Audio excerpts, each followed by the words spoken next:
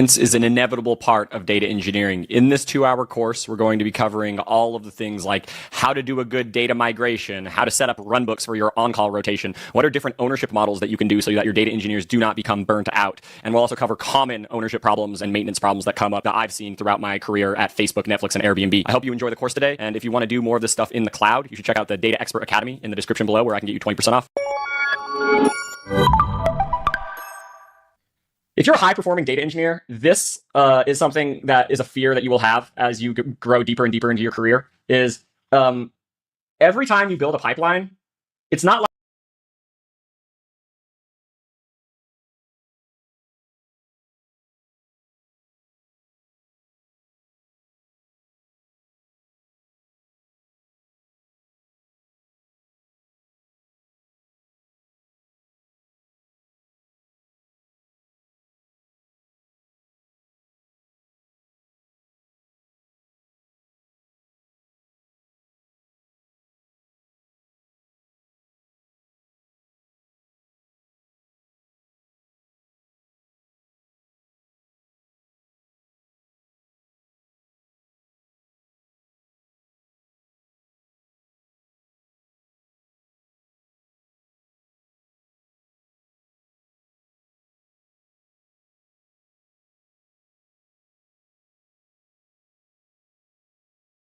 like you just build it and it's done, right? If you build it and then you have to maintain it, there's like this continual cost.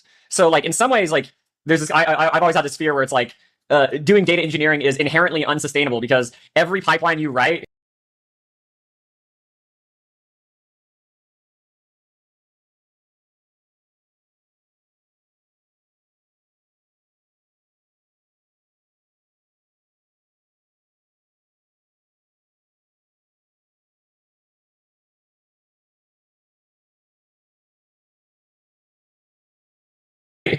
has an added cost. So that means that like as you build more pipelines, eventually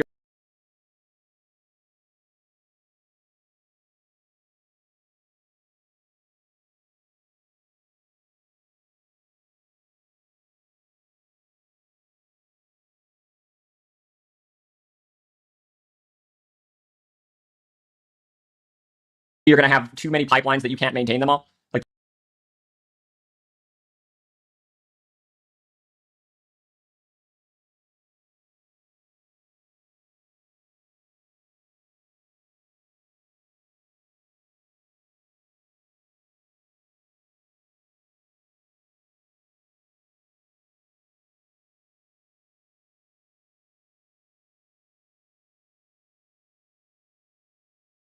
Like that's just like the nature of the beast. That like literally there's like it's an inherently unsustainable pattern because of that. And so that's why I have this the way I like this, right? Every pipeline you build slowly crushes you with maintenance costs. Because if you think about it, like okay, if you have one pipeline and then say every pipeline you have has a 10% chance of failing on a given day.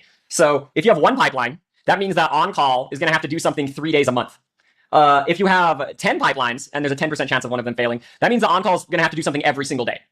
So that's the thing to think about, right? As like you have more and more pipelines, and then it's like if you have 100 pipelines, okay, now on-call is predicted to do 10 things every day. They have to unblock 10 pipelines, right?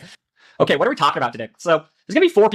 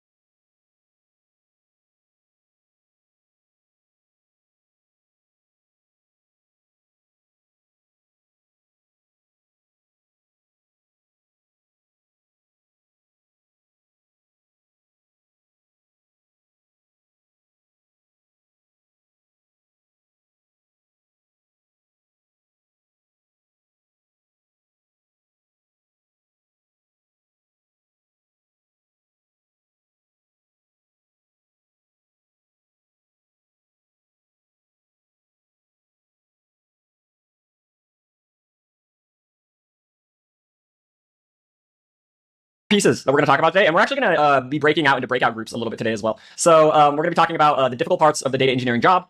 We're going to be talking about the ownership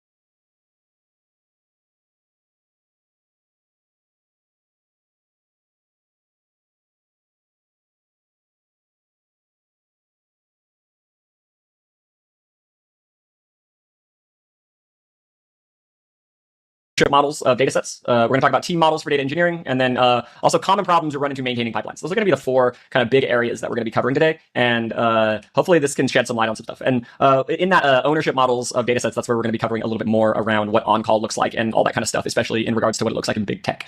So let's dive a little bit into this like first problem here, the difficult parts of the data engineering job.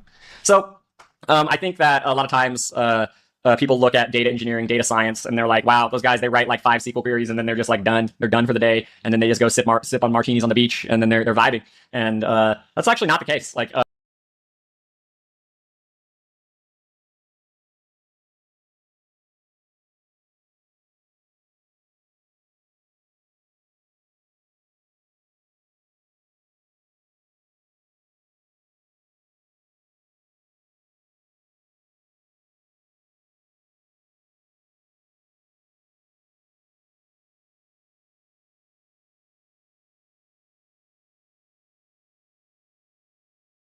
it's very far from that, actually.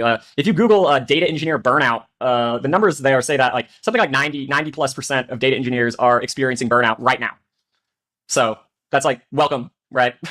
Welcome to the burnout club. I hope you enjoy it. It's worth it in some ways. So that's a big thing to remember as you're like going through this kind of data engineering journey, is that you need to protect your peace. You need to protect your well-being. And that is going to be something that will be very good for you as you kind of go through your career, because if you don't protect your peace, like data engineering is going to eat you alive. It's going to eat you alive. It's not like, it's not a forgiving field.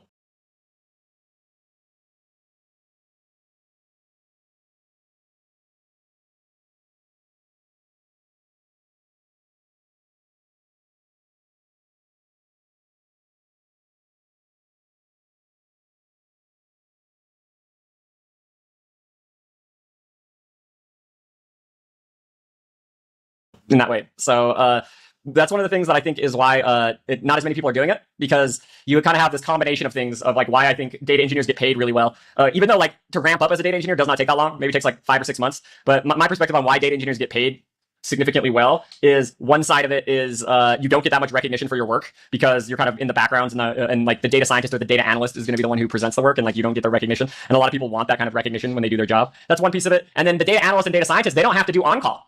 So they also don't have to wake up at 3 in the morning to fix the pipeline. And so like they also get, so they get all the credit for presenting the visualization and they don't have to do any of the work. So that's where I think that there's like a lot, like data engineers really are kind of like the unsung heroes of the business analytics environment. And I think that that's something that is really great and can like, but it's also reasons why, like being that unsung hero who wakes up at 3 in the morning, who doesn't get recognition, like it can suck. It can honestly suck really bad too, right? And I've been there as well. I've been there as well in my job, and when I've been like, dude, I freaking hate my job right now. I don't want to work. I don't want to do this anymore, right? And I mean, that's why I, like I've jumped around a lot, and I feel like that's been a part of why I have been I've job hopped quite a bit. It's not just for like I'm chasing money or chasing new titles or getting promotions or whatever, but like also just from the angle of like, at least at the first, like, the first couple months of your job, they don't expect you to be on call, right? Like usually you join the on call rotation like 6 months in.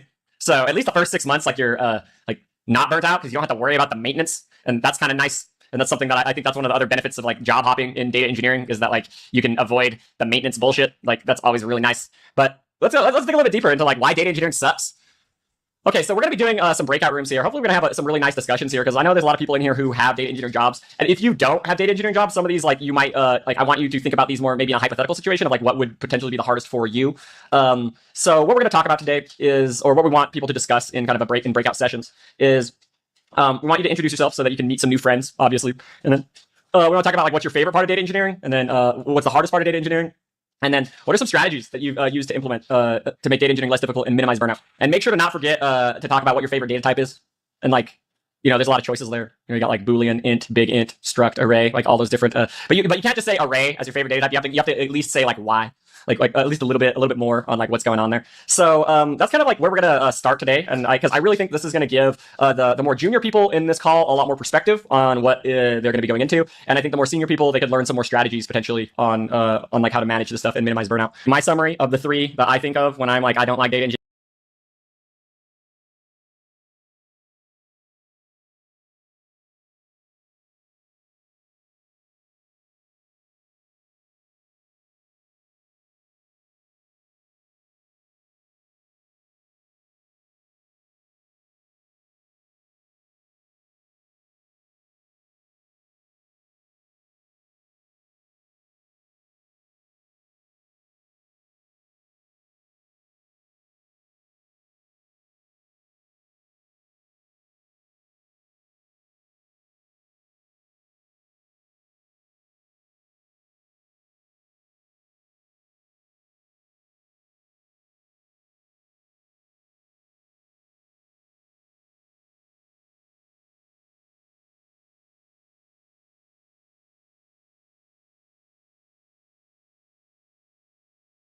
engineering is you have like high expectations and that kind of lead to burnout. You have data quality issues, and then you have unclear priorities and ad hoc requests. Those are going to be the three kind of buckets of things, and we're going to go more into detail on each one of these different topics. This is kind of the idea. Like these are the three kind of areas, right? We have high expectations, data quality issues, and unclear priorities are going to be the three kind of areas that make data engineering hard, and I think are going to be some of the most difficult things, and why I think a lot of people leave data engineering is because these problems, like even at the best companies with the best people, like they still do not manage this correctly.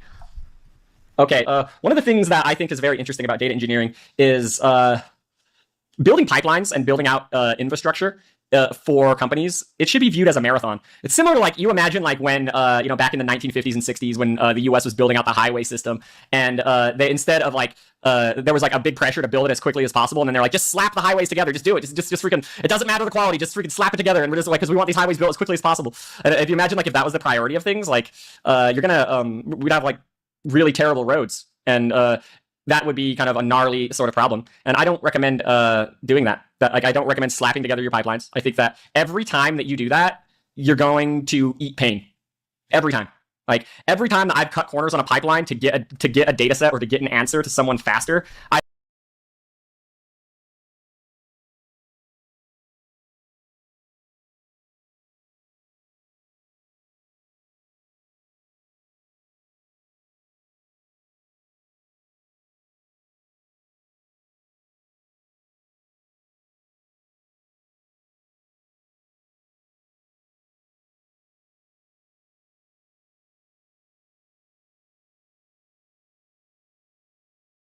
I've always regretted it. It's like never been something that I've been like, wow, I'm so happy that I got that to them 2 days early.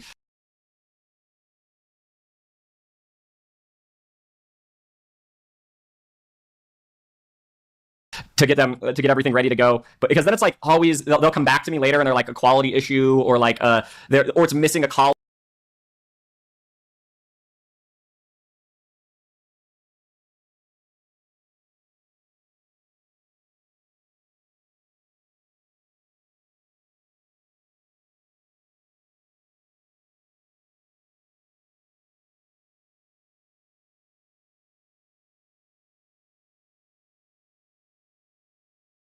Or like there's like you almost always like if you rush a data pipeline, you're going to eat pain in the quality bucket, in the completeness bucket, or in the maintainability bucket, where like maybe you do write it complete and it has the quality, but like then it's not optimized and it's like not the fastest it could be, or like it fails. I've generally found that like you're going to eat pain in one or more of those buckets if you rush your pipelines.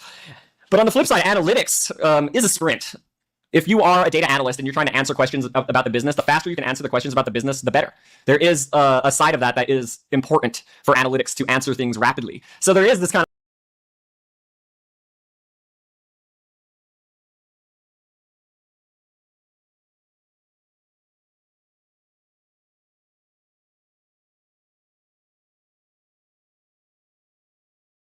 of like push and pull between data engineering and data analytics. There's like this push and pull.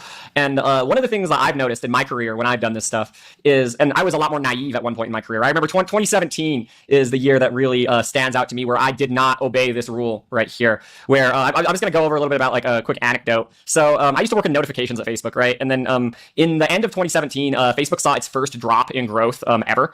And people were freaking out. They were like, what's going on? Like, how do we fix this problem? And analytics team starts freaking out. And then they're like, Zach, you're a good data engineer. You're a rockstar data engineer. Like, we're going to move you. You're not going to work on notifications anymore. You're just going to work on this hard analytics problem of like trying to diagnose why growth is not going back in the US. And I was like, okay. And the thing that happened for me that I realized was that I treated that problem like a sprint. And then that sprint lasted like 7 months. And I was like, essentially, that's why I have this rule here that says, say no to sprinting the marathon. We're not like that one guy who can run a sub 2 hour marathon. Like there's a couple genetic freaks out there who can, sprint the marathon, but they're few and far between. Most of us need to have a little bit more balance in our lives. And that's one of the things that ended up happening for me when I was working at Facebook was like, I sprinted that marathon, got really burnt out. I ended up hating my job and then I quit. I left because I was like, I don't want to do this anymore. And I got like just so much emotional turmoil in my soul from doing that. And so a big thing here that I've noticed in my own life is, and this is something that I changed my perspective on when I worked at Airbnb, and I feel like I actually had more impact at Airbnb in some regards when I'd made this change, where one of the things was like when I was working at Facebook and trying to diagnose this growth problem, I literally felt like it was life and death. Like it felt very fight or flight, very like intense. I had a lot of anxiety about like I must solve this problem, like otherwise like my company's gonna die. And like I felt like a very like kind of personal responsibility for the problem, even though obviously Facebook has tens of thousands of employees and I'm just one data engineer. And it's like looking back on it, I'm like, wow, I was like really naive and really like young and stupid. But one of the things that it's one of the quotes that I say nowadays whenever I feel this pressure to sprint. One of the things that I always say, at least to myself, and sometimes to my analytics partners, like, but usually just to myself, is that we're not saving lives here. We're not saving lives. Like we're not like this is not a life or death situation. If I get you the data 2 days late, it's probably gonna be okay. Like it might even be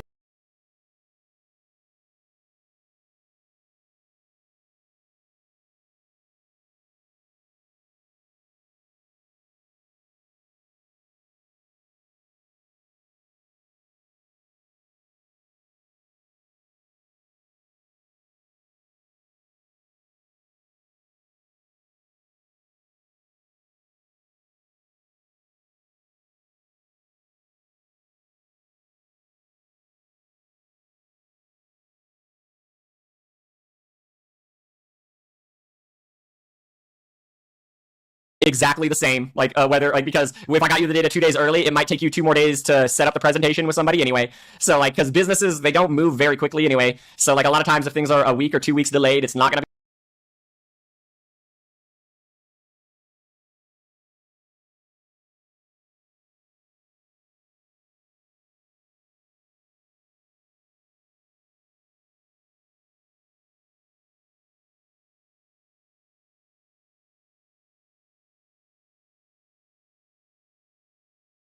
be that big of a deal, and that like you want to be careful about like how much pressure you're putting on yourself to deliver these values because I mean, I don't know. Like I look back on a lot of my career, especially like a lot of the time near the end of my time at Facebook and through most of my time at Netflix, where like I did not learn this lesson, and I just felt like I could sprint the marathon, and that's exactly what I did was I just sprinted the marathon the whole time and gave up so much. And like what I gave up was I don't know my social life. I gave up like kind of my peace, and I just was like running on anxiety and a dream, and like I don't know. I look back on those times as like I don't necessarily view those times as necessarily I was happy that like I could have definitely probably had the same impact as I did, but was happier because I was able to view the work through a lens that felt less critical. That felt like it was at the accurate amount of urgency, not like emergency room urgency, like we have to save someone from dying, but also not on the other end of like it doesn't matter at all because like if you put it all the way over there, then you're gonna get fired because like you don't care enough about the job. So you gotta have like obviously there's something in the middle there that is the actually the healthiest amount that you should like care or the healthiest amount of urgency that you should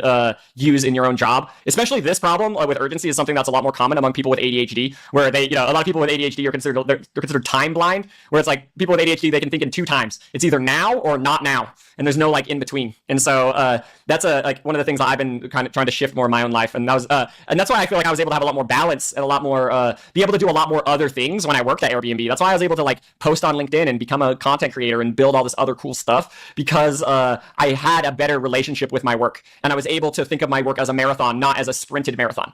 So I hope you learned something here. A key thing here is we're not saving lives, right? We're saving companies money, but we're not saving lives.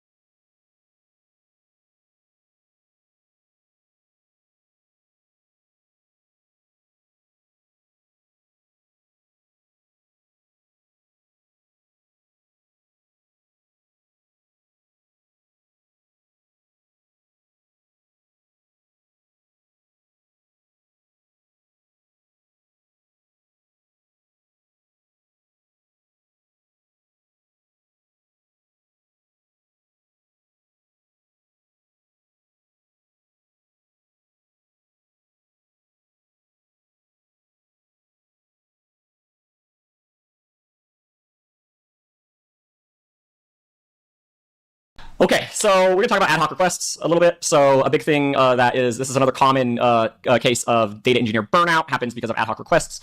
I'm gonna talk about like kind of a strategy that I've used to essentially eliminate this problem or make it a lot more manageable. So analytics need to solve they need to solve urgent problems, but to them everything is urgent a lot of the time. And but one of the things that I like to say when I'm talking to my analytical partners is like, if everything is urgent, nothing is urgent, because then everything is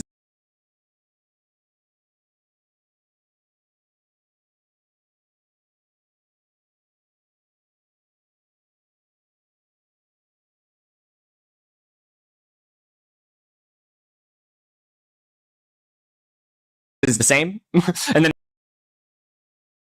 like urgent means that you have like you have some sort of stack rank, right? And there's a priority queue, right? You can sort things that way. Generally speaking, I like to think of it as every quarter you should spend about 5 to 10% of your time on ad hoc requests, which means that half a day.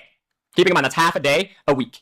Half a day a week, or across a quarter, it's like a week, maybe 2 weeks of a quarter is how much time you should be spending on ad hoc requests. The other 13 weeks or whatever should be spent on more long-term infrastructure building projects. So a lot of times, this is where when you're doing ad hoc requests, like you should operate from an angle of like ROI, where if the ad hoc request literally is like quick, like there's that meme ad hoc request, which is like, can you just pull this data? And if it literally is that easy, which like on a 1 in 10 times it is, then just do it and like do the 10-15 minute thing and unblock them. But a lot of times it's not. A lot of times it's actually complex, and it's actually a project that they need. And most of the time, what you want to do, at least like the thing that I've seen work the best, is that is something that needs to get put on the roadmap. So that means that like when if they're asking for something that's really complex, then they should be asking it in January, in March, in June, or in August. I guess would be the times. August, September ish. Those are going to be the times that are going to be the best and most effective times to ask, so that like they can get into the quarterly plan, so that you can, as a team, you can figure out the right ways to kind of process this work, the right ownership models, the right data models, right? So that it doesn't feel like you have to just slap something together real quick, but you can actually think about it holistically. And I've noticed that like if you have a strong engineering leader as your leader, that this is something that works really well. But if you have kind of a weak engineering leader, what ends up happening is analytics overwhelms the data engineers. And I've seen both happen. And like I've definitely been in both situations. So like a part of this really does depend on who your manager is, on like whether or not this pattern can work. But generally speaking, that's the way I would think about it, is like if it's a low hanging fruit ad hoc request, just do it. And that's some of them. It's less than half though. If it's a more complex one, push back and ask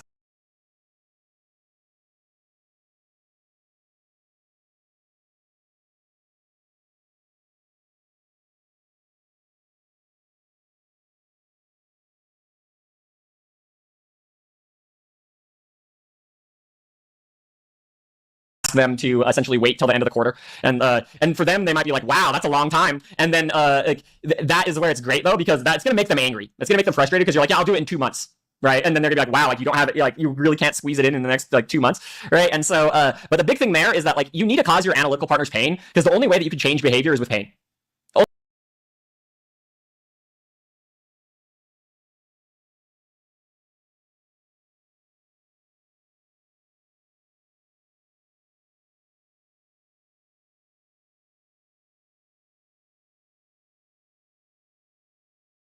Only way. Because if you just do what they say every time and like you just burn yourself out because like you just keep saying yes to every single request, they're not going to change how they interact with you. They're going to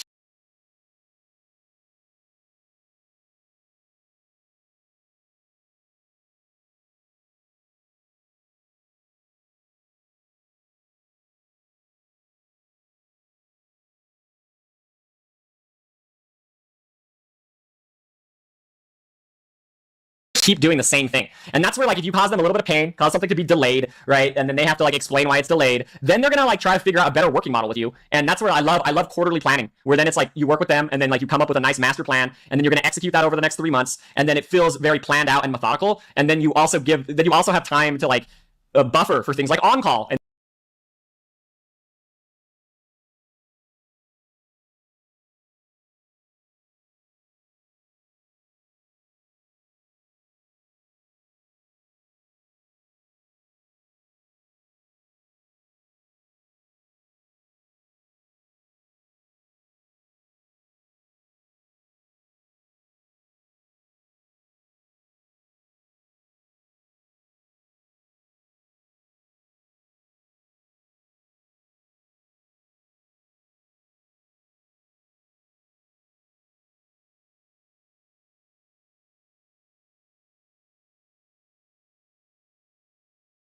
and things like data quality issues and other problems that can come up, as opposed to having to buffer for more work. That's like, I think, a very important thing to think about, like when you're doing these ad hoc requests. It's probably one of the most important parts of managing your workload as a data engineer. Okay, just kind of some more pieces of wisdom on this slide here. Most analytical questions are less urgent than they appear. Comes back to we're not saving lives. There are some small exceptions here that I've actually noticed. I just want to give another anecdote here really quick. So when I worked at Netflix, I worked on this project called EDR, which is external data request, which is similar to like when, if you go to like Facebook or LinkedIn or like whatever website and you're like, give me my data, and you do like a GDPR request, and then they have to give you all the data that we have on you. It's like that. It's a lot like that. That's what Netflix has, that they have EDR. But like the thing is like sometimes you get these EDR requests from like law enforcement because they're like trying to like solve a kidnapping or something like that. And then I don't know, like I guess that's like an edge case where it's like, okay, maybe this ad hoc request, like they're solving a kidnapping, maybe it is a little bit more urgent than like I thought, right? That's like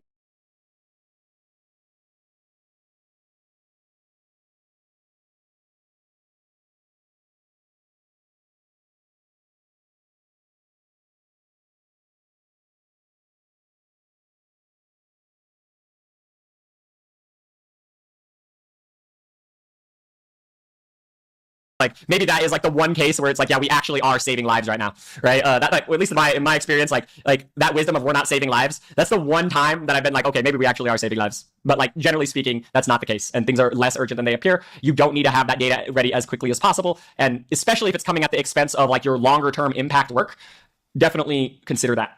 And this is what I was saying before, like make sure to bring all your analytical partners together at the beginning of the quarter and plan stuff out, and don't just let it be like week to week, like what you're going to work on, because that is not sustainable, because like they're going to keep putting more and more work on your plate every week, and like by the end of the quarter you're going to have 2 quarters of work.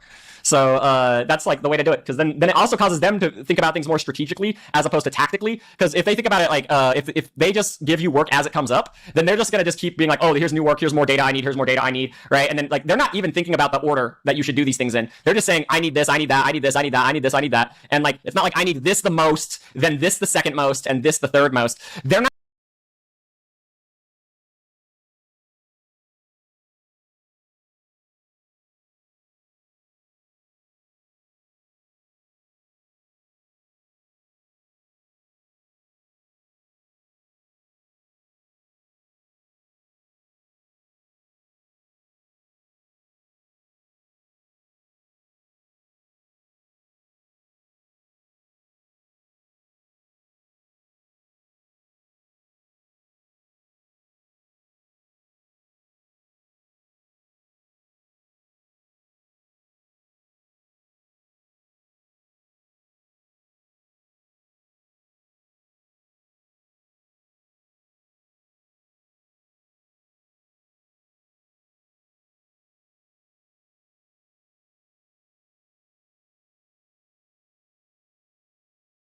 doing that prioritization effort that they should be, because data engineering isn't free.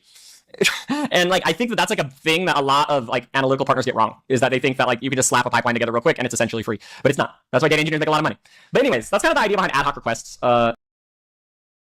Like they are tricky, and you definitely want to work with your manager and leadership to like essentially come up with systems where the teams can interact in a way that's more appropriate. This is tricky to do when you are like a mid-level or junior IC, but as you become senior or staff, then you kind of wield more influence at that point. Okay, ownership models. So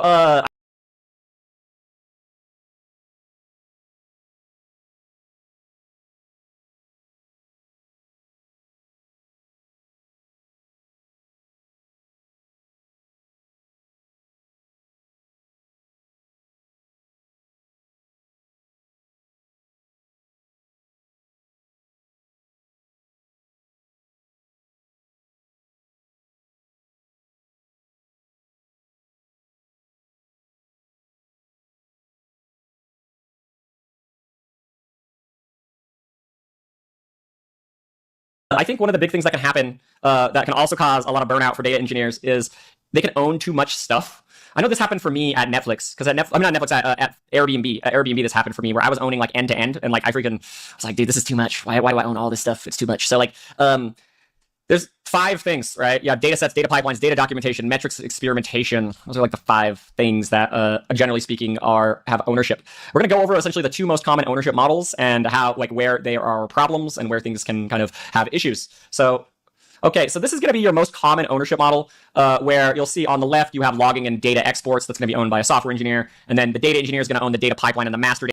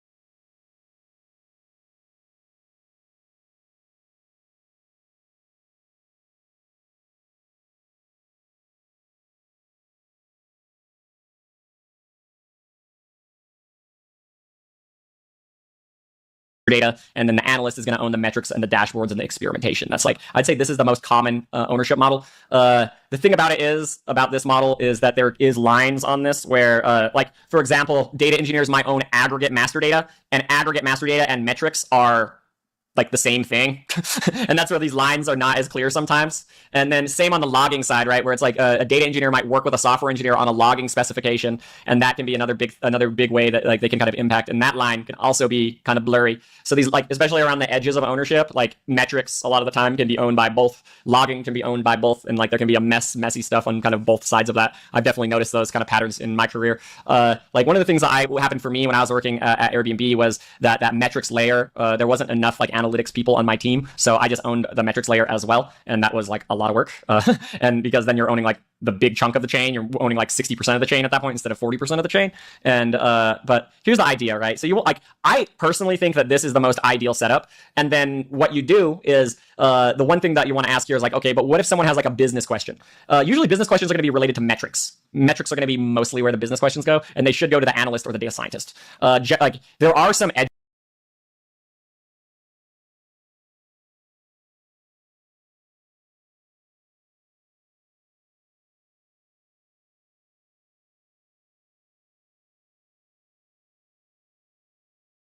there where like if like someone's trying to ask a business question that is like not supplied by a metric, but like it needs, like, you don't have the right aggregation for what this person's question is, then maybe they need to go up a layer and they need to go to the master data, and then they might ask you a question about the master data and like how to query the master data, and that's a very common pattern that I've seen as well. But those are like for people who are asking like a very I remember there's a question about like the Olympics, like the 2024 Olympics, that I had to answer for people about like availability around the 2024 Olympics, that I was like, it's like of course we don't have metrics for that, dude, that's like in a long time. But like anyways, this is kind of the idea. This is the most common ownership model. I'm gonna go over to like the next slide where we're gonna talk about another common ownership model. So this is another common ownership model where instead, like just like what I was talking about in the last slide, where at Airbnb I was owning pipeline, master data, and metrics, and then you have the data scientists and analysts who work on experimentations and dashboarding, and you have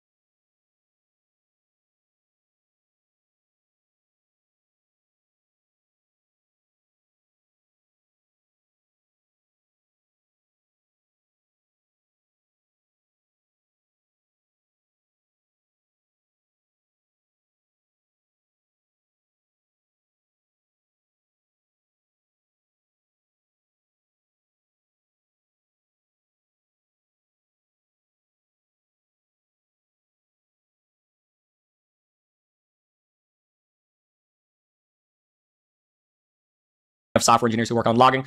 This pattern is pretty common at Netflix. One of the reasons Netflix has two names for analytics engineers. They call them analytics engineers, but they also call them spanners. And obviously, it's pretty obvious why they call them spanners, because it's like they go all the way from logs to all the way to dashboards. Sometimes they even have analytics engineers own the dashboard too.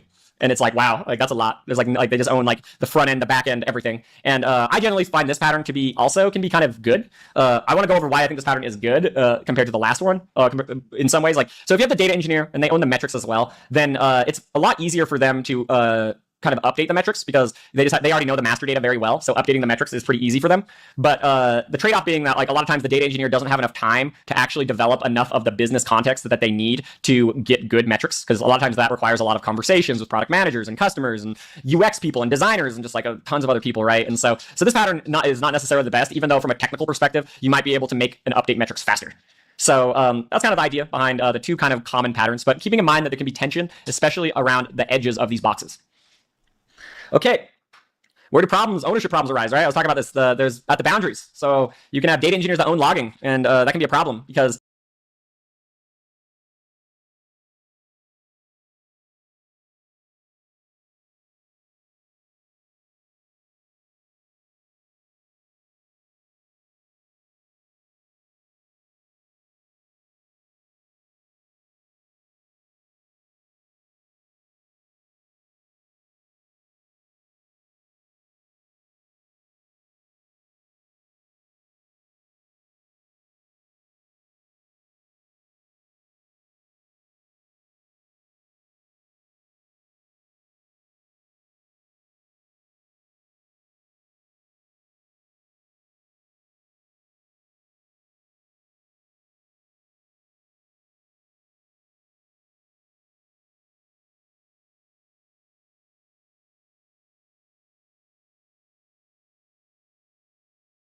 then you have data engineers that are going too far upstream, and they're like going into the server, and like then they're like owning. I remember that was a big thing. I worked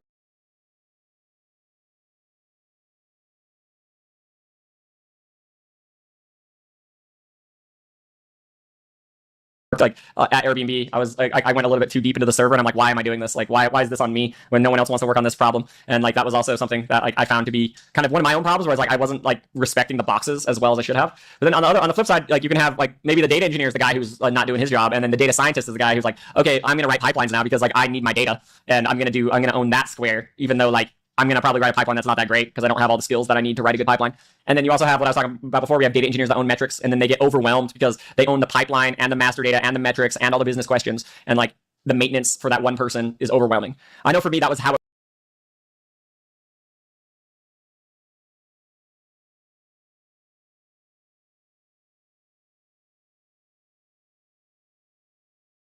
worked for unit economics at Airbnb, where I owned the pipeline, the master data, the metrics, the business questions. I owned all of that. And that was data that was consumed by like 20 teams, like, or there was 20 downstream teams and like 30-ish upstream. And so it was just like a mess, such a mess. And so, and that's where you can have these like islands. You can kind of become an island. That's why like I don't like this analytics engineer pattern as much, because it essentially says like, okay, make tribal knowledge. Have one engineer own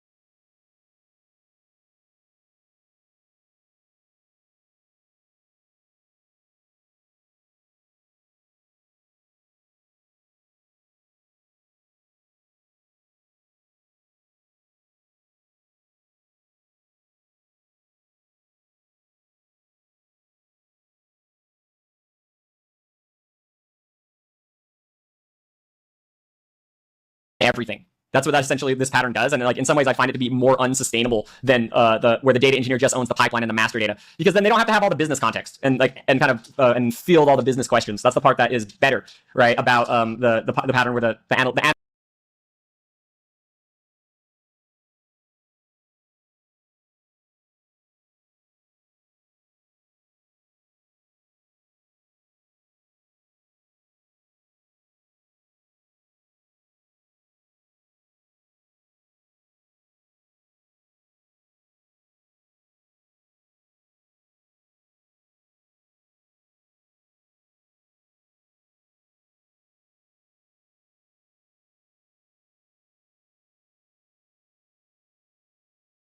analysts and scientists own more. So these things can happen. You can have a lot of issues here if you don't obey the boxes, right? Because like then you're gonna either overextend yourself or someone else is gonna trample on your work. And so definitely be aware of these things and try to like. I've found like for my own self that like I I found myself that I'm just like whatever, it doesn't matter. I'm just gonna do it myself and I'm gonna do things that way. And as I've gotten older, I've recognized that like you really don't want to solve the problem that way, because that again that just goes back to you're going to create a team structure that is inherently unsustainable for yourself, and that you are essentially sowing the seeds of your own burnout by going too deep into someone else's box, because you're essentially owning their work and doing their job too, and that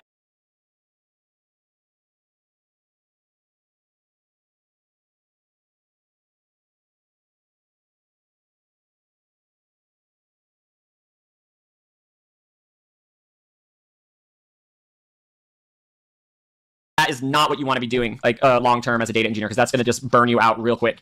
And so keeping in mind that as like you have like different ownership problems that can arise as you are working your jobs. So what happens, right? What happens when the boundaries are crossed, right? There's a lot of things that can happen. Burnout. People quit.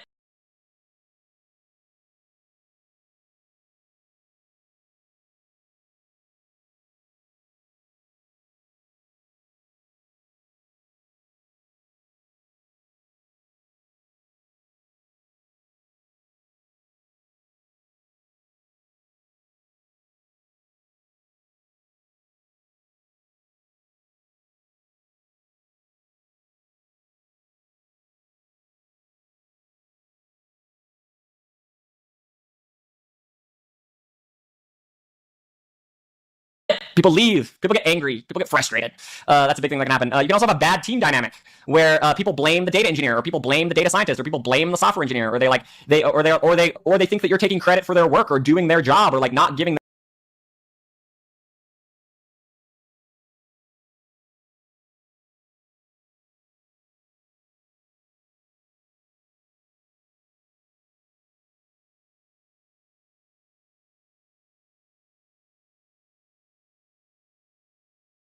them enough time, engineer, or they think that you're taking credit for their work or doing their job.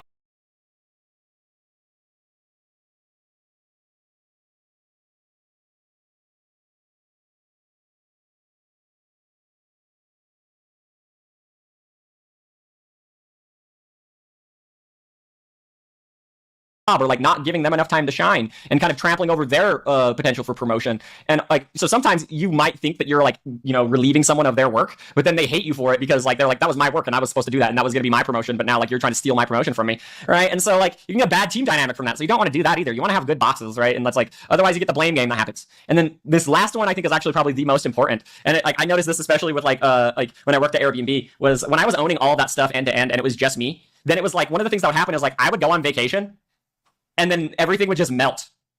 It was like if I took a week off, then like the profitability stuff was just done. It was just like, and then I would come back and there would be like 12 Slack messages, and I'm like why haven't we freaking solved this problem yet? Like why won't someone else pick up this context, right? And so that's another thing that you can do, right? And this is an important part of a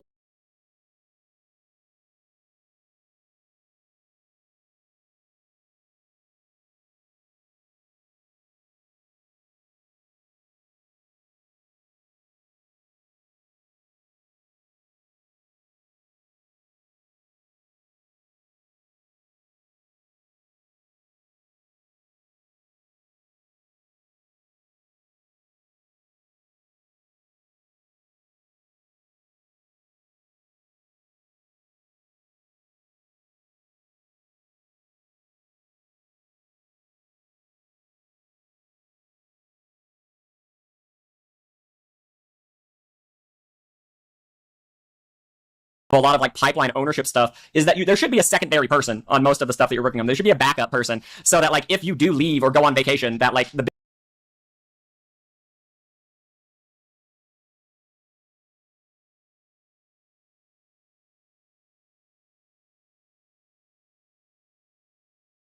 business can still like get their questions answered. Maybe not to the same level of completeness because like there's no way the secondary person will have the same level of context as you do as the primary person. But at least they can maybe answer simple to intermediate questions about the data sets. So big thing to remember here is like solve these problems organizationally, not technically. So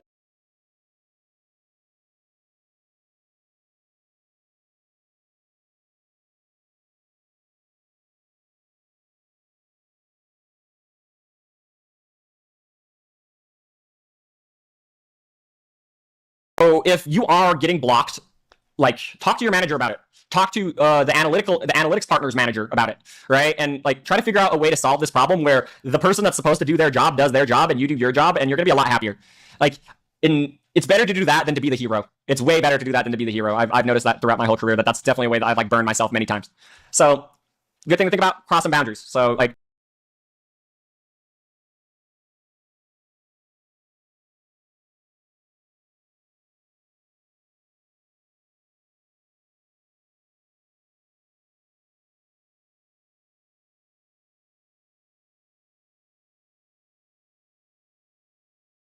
don't do it. That's the main thing I'm trying to say here.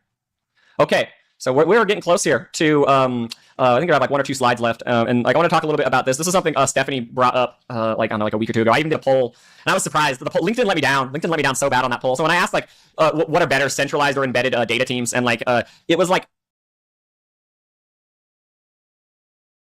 60-40. 60% said embedded and 40% said centralized. And I'm all about the centralized data teams. I think that it's better that way because on-call is easier, right? And you can knowledge share and like you can grow each other. It's great. Obviously, the trade-off is that like those the teams that you support, they have to come to you, and then you have to be able to prioritize it versus other teams' asks as well. So like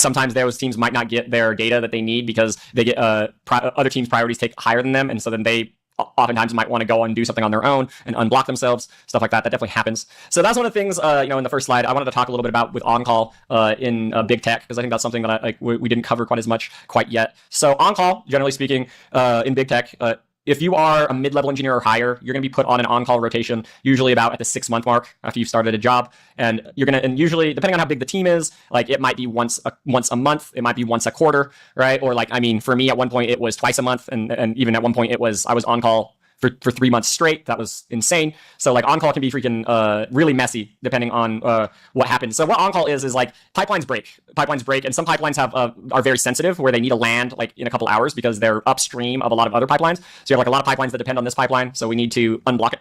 And so that can happen. And a lot of times, like generally speaking, data engineering on-calls are not as intense as software engineering on-calls. I've been on both. Like I was a software engineer on-call at Netflix, and but data engineer on-call, generally speaking, you can do it throughout the day. Like most of the on-calls I've been on data engineering is just like business hours, like it's just like 9 a.m. to 9 p.m. business hours. And they might expect you to look on the weekends, but not at like 3 a.m, but they might expect you to look at some point on the weekends, like to see like if anything has failed.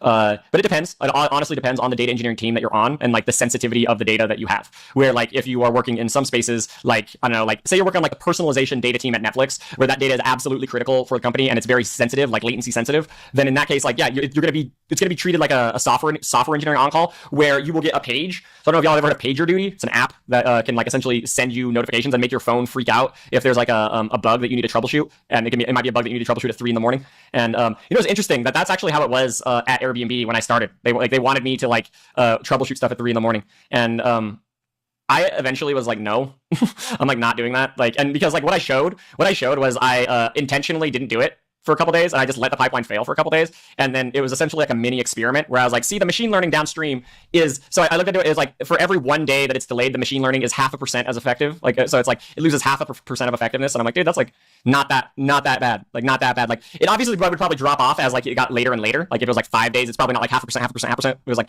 probably 0.5%, 5%, 10%, like or something like that. It's probably gonna be like a kind of more of an exponential drop. But I showed that, right? I was like, see, because that's one of the things that you can do that can really help the on-call, like especially if you have latency sensitive data. Then one of the things that is important to talk about to maybe make on-call easier on you and your data engineering teams is, okay, what is the consequence if we don't troubleshoot at 3 a.m? What is going to happen?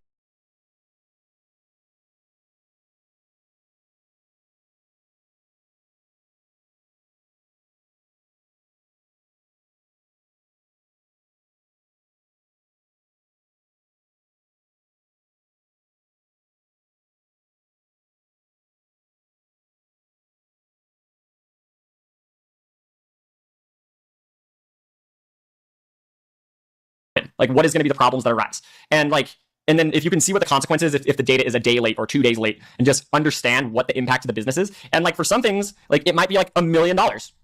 Like for Netflix and the engagement that they would lose if the data was that late, it would probably be like $1 million.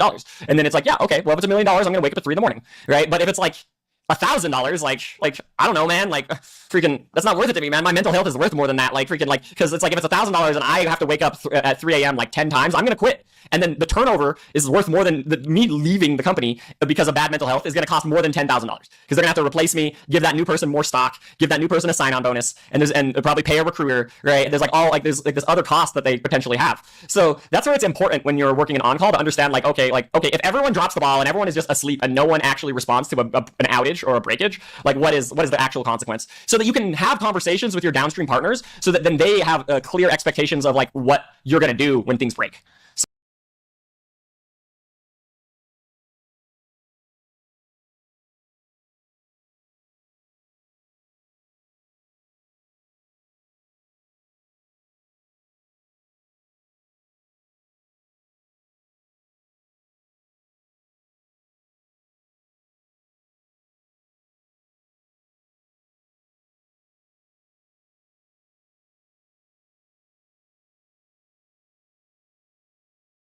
So that's on call. That's on call, and like I hate it, but like it's also an important part of the job for reliability. The other model here is embedded teams, right? And how embedded teams work is like you essentially have one DE per team. Like I don't like this model as much because of the fact that this data engineer is dedicated in one business area, but like a lot of times they're not going to have as much contact and information sharing with like other data engineers. And how does on-call work? On-call can be a mess in these situations where like you essentially have like a heterogeneous group of people in on-call where you have like software engineers, data scientists, and data engineers, and they're all on-call like for data pipelines. And it can work. It can generally work. I had that experience and I've like, gotten that to work as well. But generally speaking, it's better when like everyone on-call is the same job title because then you have an expectation of what the skill set is of all of these people. But yeah, these are two different ways that companies can kind of set up their data engineering teams. I've mostly worked on centralized teams, but like earlier in my career, I was definitely working in embedded teams. So that's kind of the idea: centralized versus embedded. I like centralized more because it just feels like you're like on a team. It makes it feel like you're like building something cool with like a bunch of people that you like. Especially if it's a centralized team of people that you like, then it's freaking awesome. So, oh yeah, we still got a couple more here. So we're gonna talk about 4 areas.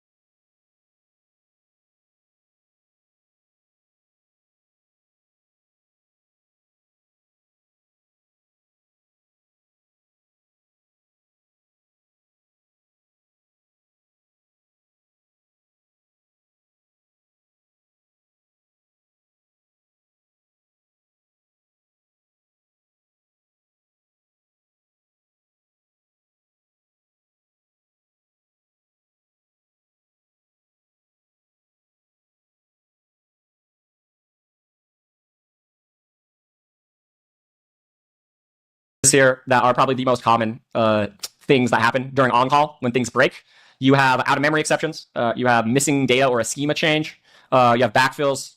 And then you have business questions. Remember I was talking about how like business, if you own the metrics, you kind of own the business questions as well. So these are going to be the 4 that you're definitely going to run across when you're a data engineer. Let's kind of go over each one individually here. Okay. Freaking skew.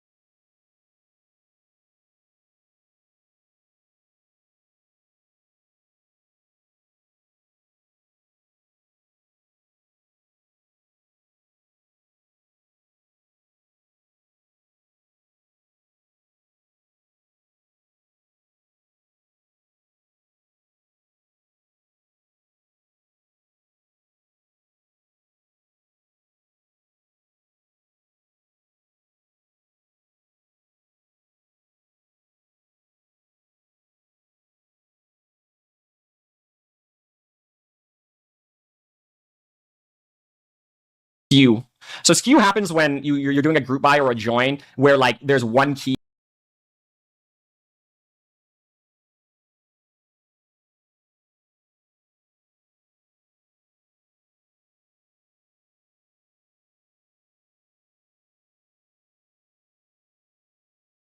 that has a lot more data. So you can imagine like if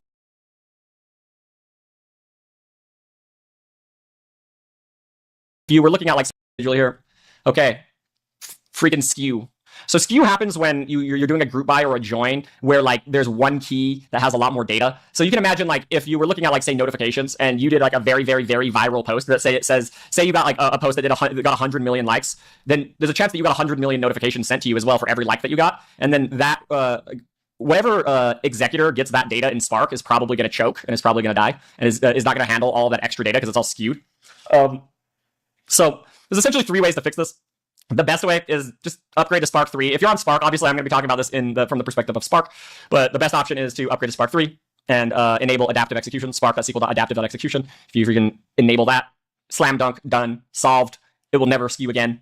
So that's one of the things I like about Spark 3 is that like this problem of skew and out of memory, for the most part, is going away and is going to save a lot of data engineer sanity. Your second best option is to bump up the executor memory, add some more executor memory, and like because it's easy. It's like something you can try in like half a second and then be like, okay, I'll give it more memory and see if that fixes the problem. And then like hopefully the next day the data isn't skewed and like or isn't as skewed and it doesn't keep being more skewed. Because if it is, then bumping the memory is not going to help. And then your third best option, right, is to include what's called a join salt. I'll send you guys a link and I'm going to add it to the slide later, but like I'll show you kind of a link of like how to do this technique where you use random numbers to make it so that like if you have a skewed row that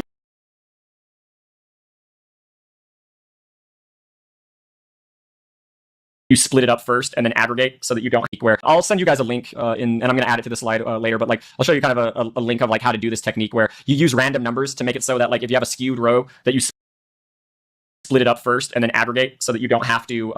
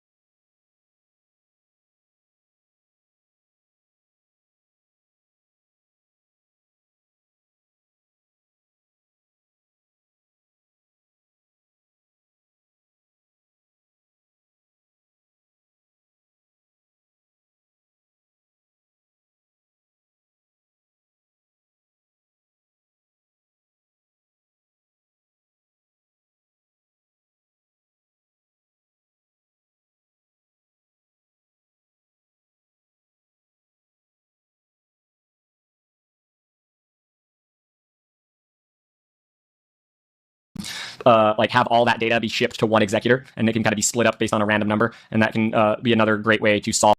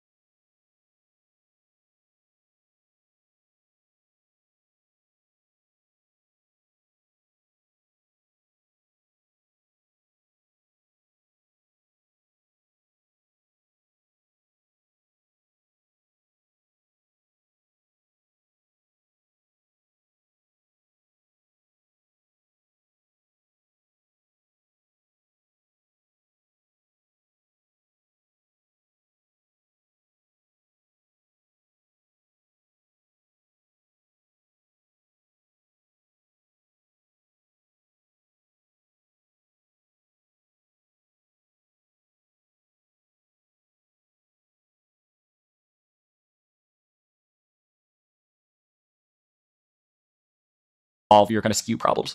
So skew, like I always think skew is one of the worst words in data engineering, but that's kind of like I'd say those are going to be your best ways to solve this problem, and so definitely check that out if you ever are running into like weird memory problems. But you can also get out of memory unrelated to skew, but that's a lot less likely to happen. Though in those cases, that's going to usually be a symptom that someone like wrote the job wrong, where they like were calling like .collect in the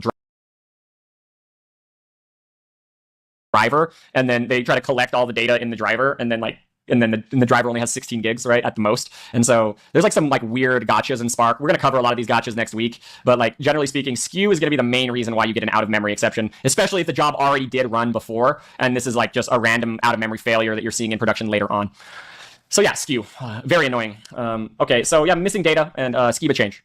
The biggest thing here is you want to have pre-checks on this data, especially like if it's data that you don't trust. If it's like data from a third-party API or data that can change anytime, definitely have quality checks before your pipeline runs so that you can fail the quality checks and then your pipeline doesn't even ever have to start. This is where you want to solve this mostly in a collaborative manner, where you want to like find that upstream owner and then ask them to fix the problem if it's someone at your company. If it's a third-party API, then it gets kind of messier where it's like you might be able to talk with them. Most of the time, you're not going to be able to talk with them. And if you're not able to talk with them, you should change your pipeline code. And hopefully the new data that you get is good enough. But sometimes they might just turn off the API. I know that's what happened for me in my startup when I was working on my startup in 2020, where I was getting all these Call of Duty stats. And then one day they just turned off the API. And then I'm like, oh, I guess my startup is dead because now I don't have API access and they're not going to give it.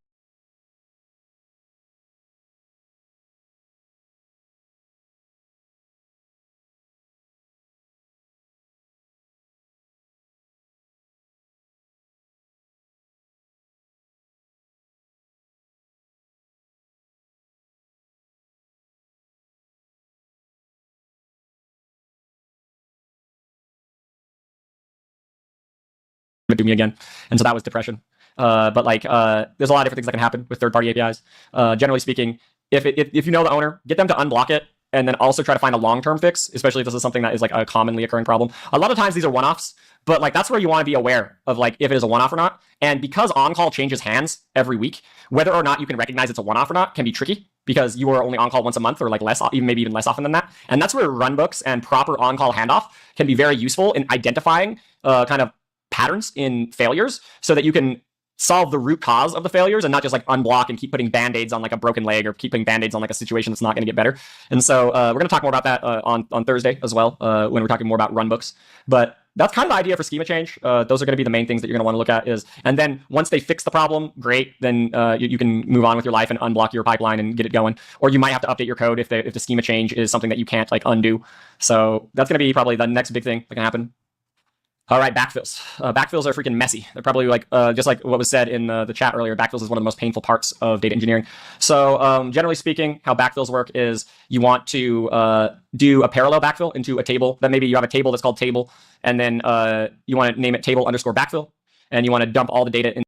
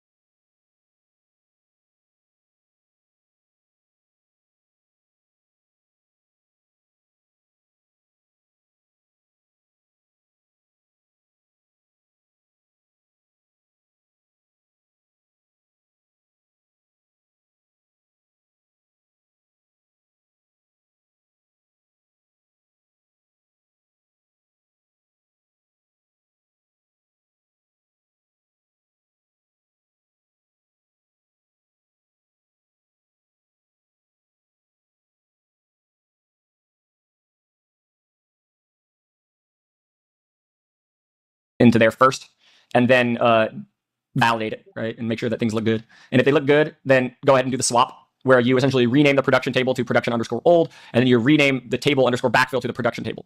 And then you're done. Like, and that's for small migrations, for things that are like, where you're not changing column names, or you're not breaking things, or you're not making a very big change to the metric definition. That can be one way to do it. Sometimes, like, if you are working with pipelines that have a lot of downstreams, you can't do it that way because you have to migrate hundreds and hundreds of people. And in that case, you don't do this. What you do instead is you backfill into a table that's like table underscore v2, and then you build a parallel pipeline. So then you have the production pipeline running, and you have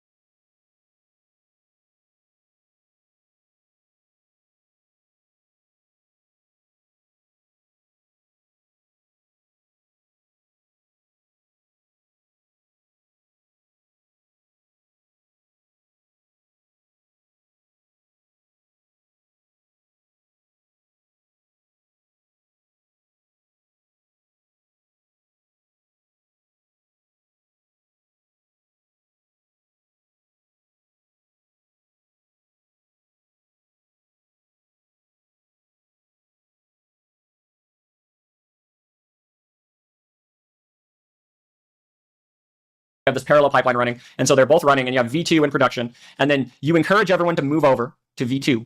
And then after all of the references to the production table are migrated to the V2 table, then you can drop the production table and then rename table underscore V2 to production.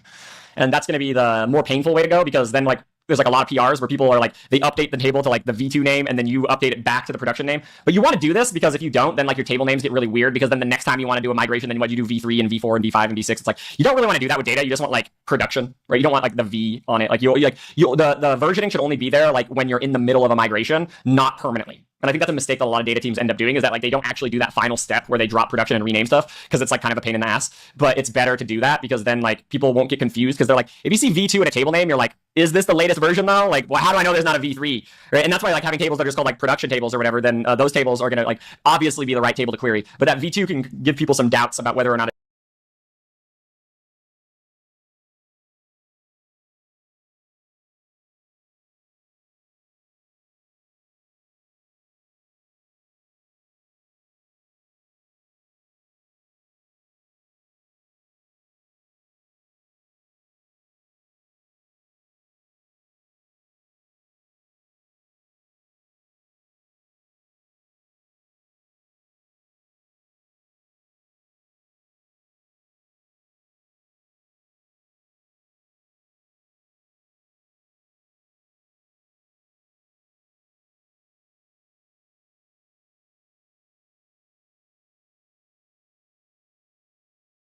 it's the right one.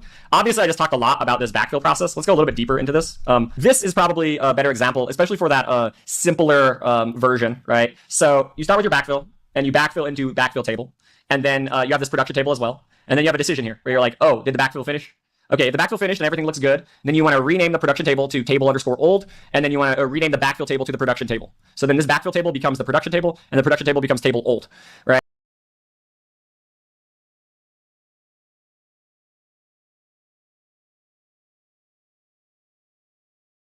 Great. Then what you want to do is message your downstream pipeline owners and tell them that like there might be a change in the metric, or a change in some of the definitions, or some it might break things because columns might be added or removed or renamed, and that can happen. And that's usually fine if things break, because then you just like that kind of motivates people to migrate quicker. But they might get mad at you too, because it's extra work you're putting on their plate.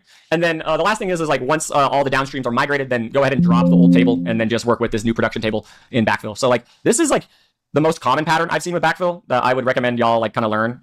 Obviously there's that other one with that V2, but that's only like the only time you want to do this like V2 one is like when you have a table that has a ridiculous number of downstreams. Like if it has like more than 30, that's probably when you want to like look at like that other way of doing it, where you have a parallel pipeline that runs in production with the other pipeline. But generally speaking, you don't need to do that, because you can just migrate the downstreams like while you're working in this process. So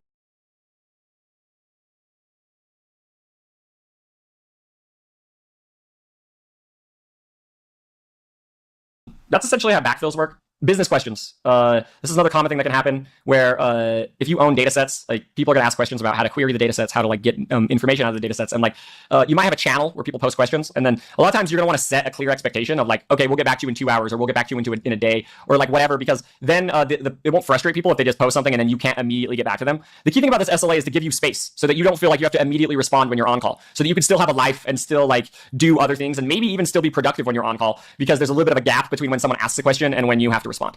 So setting an SLA there is great. Also, like you're gonna get the same question over and over and over again, and put it in a doc, just and then.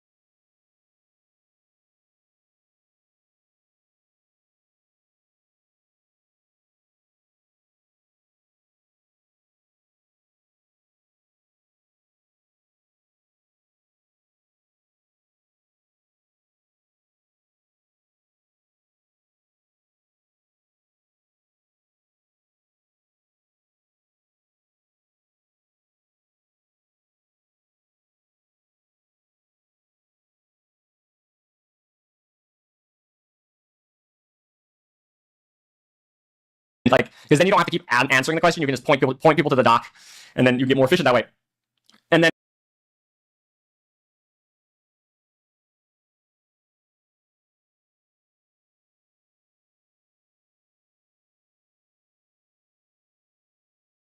another important question here is to ask, like, is the business question on call the same as the pipeline on call? Is it the same or is it different? And that comes back to who is owning stuff. A lot of times, like, at Airbnb, when things are working the right way, then they're different, because this business questions on call is actually like the data scientists and analysts, they do this on call, and the data engineer will just do the pipeline on call. But then, for me, in some cases, I was doing both. But you want to make sure that you have this in here, and like try your best to just not do this. Essentially, like, I don't know, in my perspective, like I don't get a lot of joy of doing this on call, and I like the data scientists to do this on call. But I know that's just my perspective for kind of business questions. Awesome, everyone. Thank you for coming to this one. So next time we're going to be talking more about runbooks and how we can essentially cover a lot of these problems that reoccur in a way that makes on call more streamlined. So I just want everyone's back. I just want y'all to like drop in the chat like what you thought was like the best part of data engineering. Like what was the thing that y'all like really what gets you to come in and actually show up every day. So I've got like problem solving. Anyone else have any other thoughts on like different pieces of the? I like that. I like that. Like I like the long-term value, Bargov. I like that. Like the creating data assets which should be harnessed for value. I like the idea of that, but like with like one more caveat, which is like. I like to create data assets that are going to provide value for many years. Like it's like I almost think of it as like I like to create information highways, right? Where it's like being able to like really provide a lot of like truth, like almost like truth highways. I don't know. That's like when I think about like the part of data engineering that really sparks a soul and sparks like a fire in my soul, right? Dude, I love these. Like unlocking other teams, enablement, right? I'm energized by enabling other people and teams. That's so good. Streamlining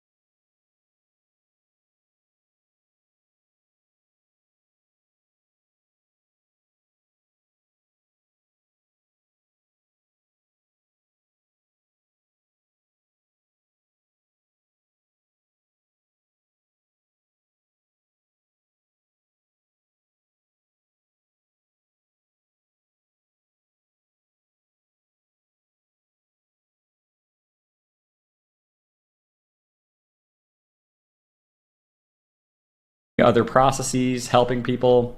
That's so good. I mean, that's awesome. Seems like y'all really like the being able to build something and see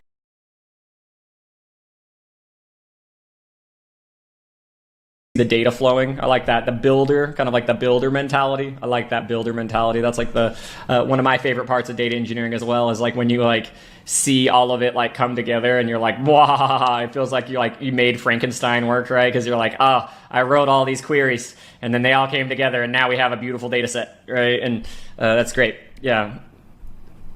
Okay, yep. I totally agree, Krishnal, about that. There's like the kind of the long-term outlook. Yeah, Yomi, I agree that not having to obsess over pixels. Like, I'm totally with you there. Like, I do full stack development, and every time I get into CSS, I'm just like, I hate this. I hate this so much. Right? Every time CSS murders me every single time. I love that. I love that. Like, this is awesome. All right, y'all. I totally agree. I think that those are some very good, solid reasons. Like, you know what surprises me? Like, something that really surprises me from all of this is that like nobody, not even one person said the money, right? No one said it, and it's like, I don't know. It's data engineers get paid pretty well. I feel like data engineers get paid pretty well, but I think that's freaking awesome that y'all like have more of that. It's more intrinsic, right? You're like, I like to build, I like to enable, I like to help, and it's not like I like to get paid, right? I like to make fat stacks of dollars or whatever, right? So that's awesome. I'm overpaid by a lot, like a lot. Oh my god, that's so good. That's so good. Yeah, I hope by the end of this, at the end of this bootcamp, all of you are overpaid, right? That's the whole goal of this, right? So, okay, awesome, everyone. Like, thanks for coming up with a bunch of good reasons. Like, I think that like you really do want to focus on those reasons a lot, because data engineering can also test you, and it can make you feel like you want to run away sometimes, and you want to like not do this anymore. So, one of the things I am curious about is now I want y'all to drop into chat, like, what's the hardest part? Like, what about data engineering? Like, do you find very challenging or difficult? Yep, on call. Yeah, validating data, especially as a perfectionist, because you can't get it perfect. I remember that. Like, Julio, I'm going to tell a story about that in a second, about validating data as a perfectionist that I figured out. One is like, I think I told the story like in like week 2 or something, but I want to tell it again because it's a good story. Work-life balance with being on call, talking to stakeholders, and bring everyone on the same page. Multiple stakeholder bosses, on-call nights, troubling why job failed in the middle of the night, backfilling, lack of documentation. Yeah, learn company internal knowledge that is not documented. Yeah, I hate that. I hate how like there's a freaking like all that tribal knowledge, right? You have all those people who like have all of this knowledge and it's just in their head and they haven't like written it down anywhere. Like, and that's important to like get. Yeah, backfilling. We're actually I literally am talking about backfilling today. Like, it's great. This is great. Like, I nailed it. I nailed this presentation just based on what y'all are saying. So like, I think that there's like kind of like three sort of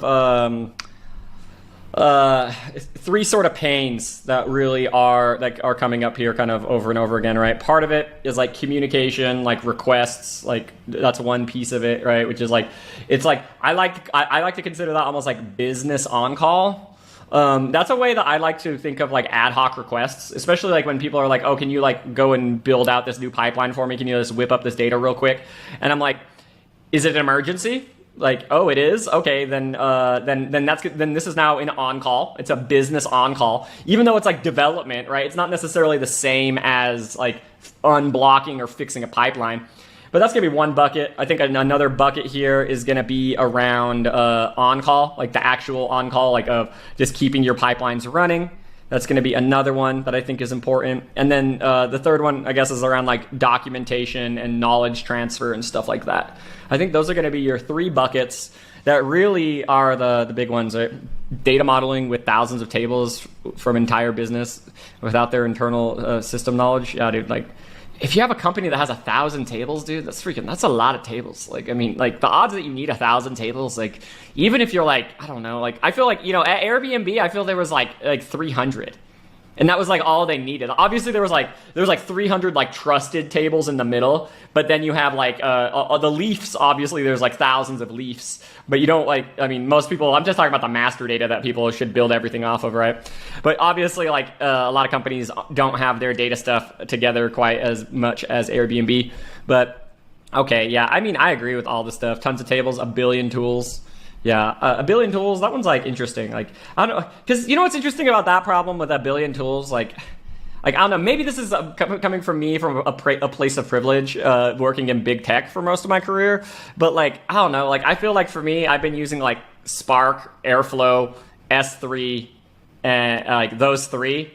I've been using those three tools like for like 6 years, and like nothing new. Like that's about it. Yeah, Nitish, you had a question? They're just like, are they all about like Fivetran and stuff like that? Like no code, low code stuff. Like the engineer inside of you just dies because you're like I want to write stuff better, but like this tool doesn't let me, right? All right, y'all. I want to do one last follow up here just to see what other things are. Like, what was y'all's favorite data type? I need to know. Like, I know that's a very like strange question, but. Like, oh, dude, Joseph over here. Joseph with the date time as your favorite one, dude. Not date time with time zone. Dude, I don't know about that date time column, dude. I like tuple. Tuple's a good one. Boolean. I like Boolean too because it's like very like it's as simple as you can go. You're like I like the 1 and the 0, right? I like the binary data types, right? Yeah, like varchar, so great. Like struct, string, yeah, string, varchar. That's so good. That's so good. I like all of those. Like I think for me personally, I like map actually the most. Like I like the like map string because that's just like so useful. You can essentially model whatever. Oh, season stats. Oh my gosh. Like you're like not just any struct, but this very specific struct. Oh man, that's so good. That's so good. All right, y'all. Great. I mean, I think that I learned a lot from y'all here, and I hope y'all learned a lot from each other and how this kind of data engineering world works. Like, I think it's important to remember just that like there are things that are painful that you want to like look into. Congrats on getting to the end of the day 1 lecture. If you're taking this class for credit, make sure to switch to the other tab so that you get credit for it. Okay, there's a